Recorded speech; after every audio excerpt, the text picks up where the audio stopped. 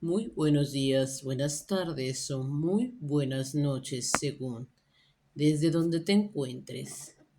Estas son las noches de terror con Dania y esta es tu dosis de terror. Hoy te tengo el cementerio embrujado de Broadway. Broadway Street, entre la calle 40 y 43 de Galveston, Texas. Construido entre 1839 y 1939. El cementerio de Broadway incorpora 7 cementerios distintos. No dejes que el superficial te engañe.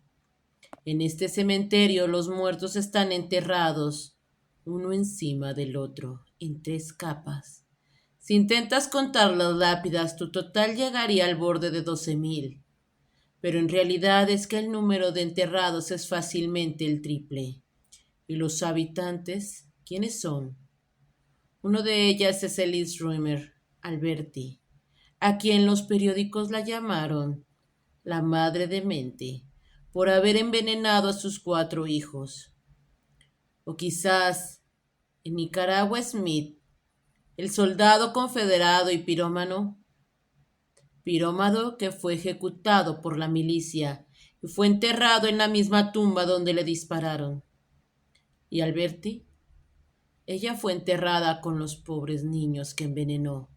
Sin embargo, Smith y Alberti son solo 2 seres que habitan la necrópolis de Galveston.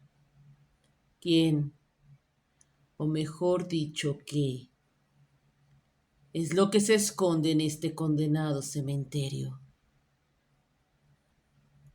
Antes de que se estableciera el cementerio de Broadway en 1839, la gente de Galveston desterraba a sus muertos en dunas de arena cerca del Golfo de México. El problema que encontraron fue que sobre el tiempo la arena se movía, exponiendo los ataúdes y moviendo los marcadores. Los marcadores también demostraron ser inefectivos porque fueron tallados a mano y construidos con materiales recuperados. La combinación no fue rival para los desastres naturales de Galveston. El acto de enterrar a los muertos en la arena era un método fácil pero inútil. Eso es, si quisieras que tus seres amados se quedaran enterrados. Galveston City Company rápidamente se dio cuenta que los métodos de enterrar a sus muertos no sería sostenible para entierros a largo plazo. Y rápidamente sus sospechas se convirtieron en realidad cuando Galveston se vio afectado por la epidemia de la fiebre amarilla en 1839, que cobró las vidas de 250 personas. El Galveston City Charter fue asignada a la tarea de formular una manera más efectiva para mejorar las condiciones del entierro. Gracias a estos esfuerzos se formó Broadway Cemetery District.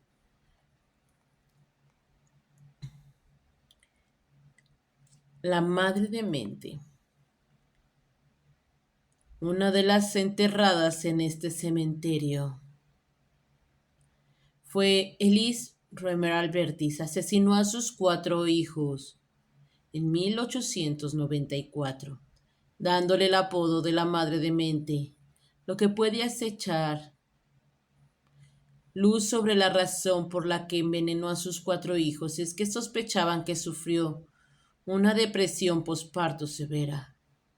El método de Alberti, morfina, en el vino. Así es, le dio vino y morfina a sus hijos pequeños. Alberti intentó justificar su acción explicando que había estado enferma durante los últimos 8 meses. Incluso se le ha citado diciendo, no podía cumplir con las obligaciones de mamá. Están mejor así. Si Alberti hubiera sido una asesina fría como una piedra, o tal vez estaba equivocada, aunque bien intencionada, es una discusión en el aire. La tragedia de su historia, sin embargo, sigue siendo irrefutable. Después de los asesinatos, Alberti fue enviada al manicomio de San Antonio. Regresó a Galveston tras su liberación, donde se suicidó. Luego fue enterrada en el mismo lugar de entierro que sus hijos. También constituye uno de los pocos casos en los que un asesino es enterrado junto a su víctima. El Old City Cemetery es el lugar final de descanso de Liz Romer Alberti. Potter's Fields y Oleander Cemetery. Conocidos como una tumba común, Potter's Fields históricamente fue donde los indigentes están enterrados. Establecido en 1839, es el segundo cementerio más viejo de Galveston. El origen de su nombre viene del Nuevo Testamento, como Judas fue enterrado en un Potter's Field, descrito como un lugar donde se entierran a los desconocidos. Fiel a la naturaleza de su nombre, las pocas lápidas que se encuentran en Potter's Field no están marcadas, aunque el registro revela que hay casi 1000 enterrados en él. Si no tuvieras dinero ni familia, aún podrías estar tranquilo de que tendrías un lugar de descanso final. En el 1863, una porción fue designada para soldados confederados, reservando un lugar formal para honrar a los veteranos. Para promover el sentido de renovación en 1939, Potter's Field fue renovado, reformado y ampliado. Encima de eso, la ciudad de Galveston cambió el nombre de Potter's Fields a Oleander Cemetery. Sin embargo, sus renovaciones no nos libraron de sus residentes encantados. De todos los habitantes de Oleander, el más infame es sin duda Nicaragua Smith. Smith fue un pirómano y ladrón que abandonó el ejército confederado en 1862. El día 8 de enero de 1963 fue juzgado por deserción y finalmente ejecutado por un pelotón de fusilamiento. La autora Kathleen Maca describió el evento en su libro Galveston Broadway Cemeteries, diciendo que Smith recibió 6 balas en su cuerpo y algunos en el ataúd. Lo enterraron donde cayó. Hay rumores de que Smith frecuenta su tumba en el aniversario de su muerte. Como el residente más notable de Broadway Cemetery, Smith tiene el poder de convertir a todos los no creyentes. El cementerio New Cahill es bien conocido por su paisaje espléndido, pero este cementerio es más que una bonita vista. Erguido en 1900 y luego rebautizado como Cementerio Evergreen. Estos 2 cementerios fueron comisionados para conmemorar a los que perdieron sus vidas en la gran tormenta de 1900. Se ha dicho que contiene 900 entierros dentro de sus puertas. Aunque hasta 12,000 murieron a causa del desastre, no hay duda de que algunas almas persistentes caminan en estas tierras. El cementerio episcopal se estableció en 1844 y se expandió en 1864. La historia atormentada es evidente por sí misma, acomodando los cuerpos de soldados confederados y de la Unión después de la batalla de Galveston en 1863. Los monumentos del cementerio se levantaron y elevaron durante una elevación del grado de 1904 a 1910, aunque las tumbas quedaron intactas.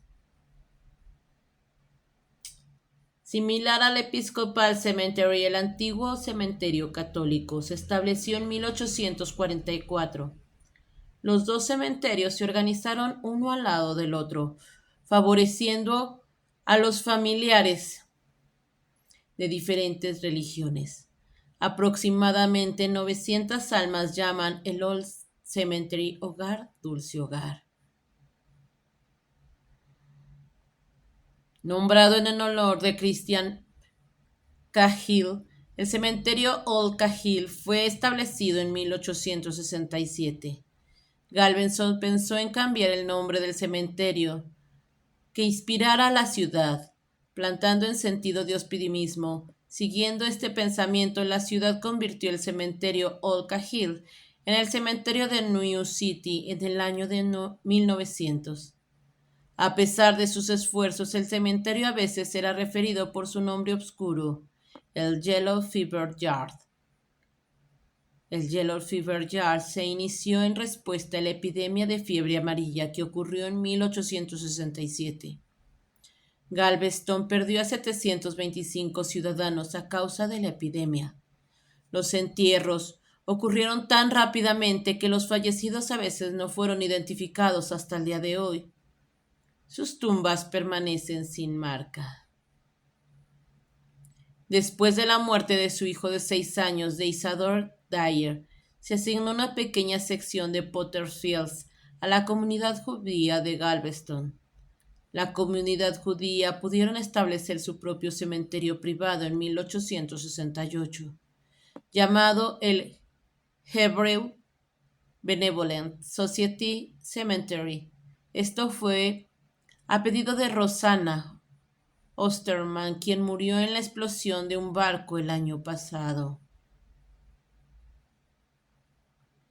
Aunque Liz, Romery Alberti y Nicaragua Smith son los nombres más notables del distrito, se sospecha que las almas que caminan el cementerio son innumerables.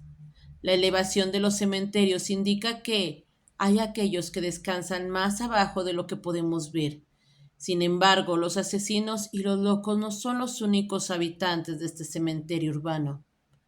Broadway Cemetery también contiene a soldados y marineros, estadistas y científicos, filántropos y pioneros, por nombrar algunos: John Allen, el primer gobernador de Galveston, y George Campbell Childress, autor de la Declaración de Independencia de Texas. Otro habitante notable, Noah Noble John. John había sobrevivido el hundimiento de Brownsville, la quemada del Stairs y la explosión de Farmers, tres desastres a bordo de un barco antes de someterse a la muerte. Puede ser que Noah Noble John todavía camina a su casa sin litoral. La pregunta permanece: ¿quién más estará mirando desde las tumbas? No lo sé.